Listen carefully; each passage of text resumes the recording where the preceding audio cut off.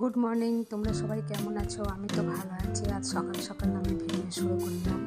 আমার চানও হয়ে গেছে, এই যে পুজোও দিয়ে দিয়েছি। দেখুন আমার ঠাকুর।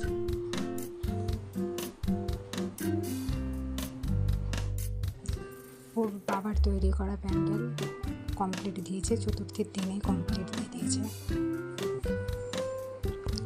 কেমন লাগছে বলবেন।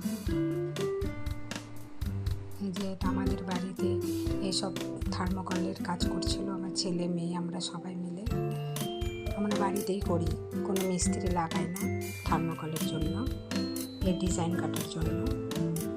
যেহেতু ছেলে মেয়ে ওর বাবা সবাই মিলেই এই ডিজাইনটা করে। কেমন লাগছে বলবেন আমাদের কাজ।